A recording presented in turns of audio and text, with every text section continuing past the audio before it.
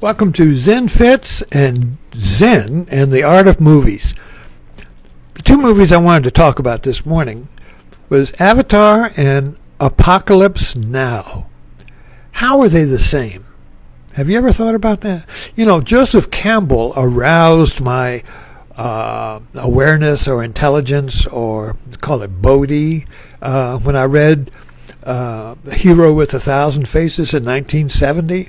I've studied Joseph Campbell all my life and listened to his talks, studied, and you do too when you see him on you see him on TikTok and YouTube and his conversations with Bill Moyer, for instance. So we're all getting a little bit of Joseph Campbell. But the key to Joseph Campbell is that his mind was integrating. He integrated mythology. He looked at mythology not as separate myths, but from an integrating eye, and he saw the unity or the sameness or the one theme in all of mythologies. So he called that the hero with a thousand faces. And let's call it the hero in a thousand movies. Who is the hero?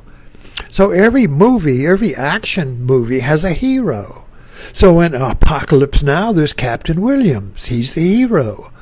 In Avatar, it's Jake Sully. He's the hero. And on. Mission Impossible, Tom Cruise is the hero. Every action movie, every great movie has a hero.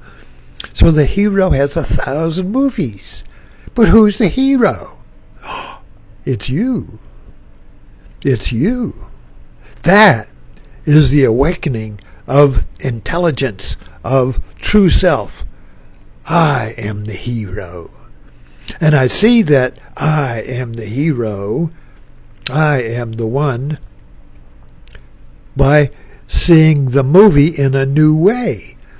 Instead of seeing 1,000 movies, we see one movie. So we have to see the bodhi, or the intelligence, or the awakening mind in the movie through the hero who awakens. So when this awakening happens to you in the movie, I am Jake Sully. I am Captain Williams in Avatar. I am Villanelle in Killing Eve. So with that, there's this sudden, explosive knowing when all the movies integrate, and you realize that they're all about you. It's all about me, you see. I am the sleeping hero. I am the hero that's caught in a double bind, in a knot. See, all the heroes are caught in a knot, and they break out. Tom Cruise, Mission Impossible, has a plan, and it's a perfect plan. But the plans always go astray. Something unforeseen happens, and the plan crumbles. And now he's got to wing. Now he's got to arouse his faith mind and step out and do the impossible.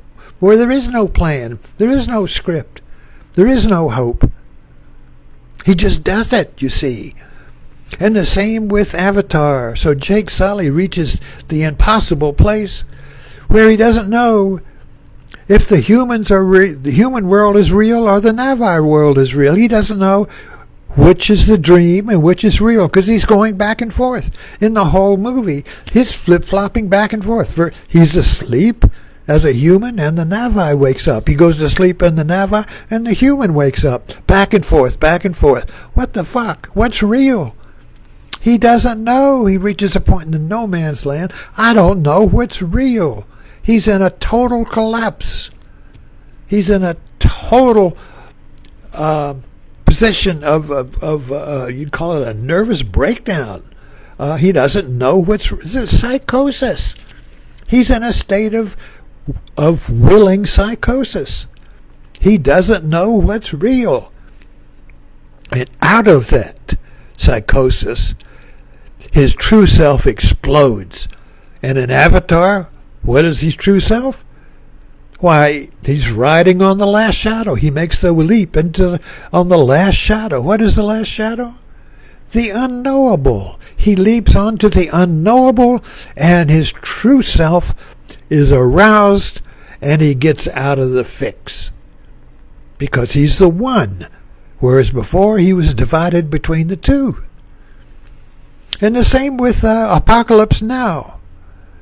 Colonel Kurtz, you see, was caught in, he had gone to the headwaters of the river, of the mind, and he was caught in the trap of ambiguity. The horror, he says, I don't know, I'm buried alive. The horror of being buried alive in ambiguity where you don't know what's true. Psychosis. How do you get out of this? So the movie ends with Colonel Williams rising up out of the river, painted like a pagan. He comes out of the unconscious. This act rises up out of the unconscious. This impossible, insane act rises up out of the conscious, and he kills the ambiguity. He kills the little self that's caught in the trap of yes and no and yes. The same with Catch-22. Go back to the original. I love the original with Yossarian. He's caught in Catch-22, where nothing he can do gets him off the island of Catch-22. In Life of Pi, this island is the carnivorous island. It gives you during the day and takes away at night, you see. It gives during the day and takes during the night. It gives your birth during the day and kills, takes back during the night. This is the myth of the Great Mother. It goes back to Odysseus, even Penelope. She avoids the suitors by weaving during the day and unraveling at night. This is the great myth of Maya. Maya, the great goddess. The ancients knew about this. But we put her in movies, and we don't see Maya anymore. We don't see Maya in my life. We see it in the movies. Oh, it's over there in the movie. Oh, the hero got out. Great. But now I'm still stuck in Maya. How do I get out of this fix? Should I get married or get divorced? Should I do this or that? Should I stay in this job or not? Should I do this? Yada, yada, yada, yada. We're caught in Maya. We're caught in this trap of Tweedledum and Tweedledee. Yes is no and no is yes.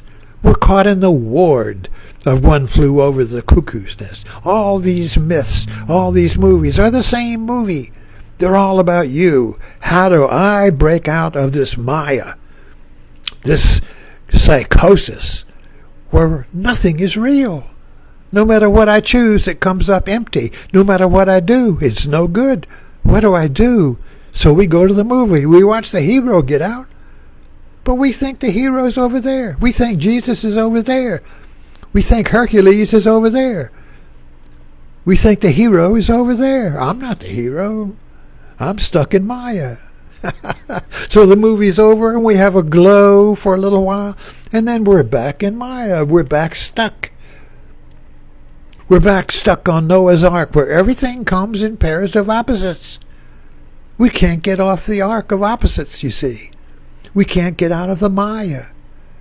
But we go to the movies and the hero does it. But he's the hero. He's over there. I'm not a hero. I can't do it. I don't know. Jesus did it. He's God. Tom Cruise did it. He's a movie star. Jake Sully did it. He's a fantasy. They all do it, but I can't do it. Why? Because I'm separated. I'm sitting in the audience and the movie's over there. But the art of the movie, the art of it is when suddenly there's a moment where you realize, I am Jake Sully. I am Captain Williams. And I break out of the psychosis of Catch-22, where nothing I do is right. Anyway, thanks for dropping in. See you next time. Oh, and save and share and do all the stuff like that. So let's kick this down the road. Thanks for dropping in.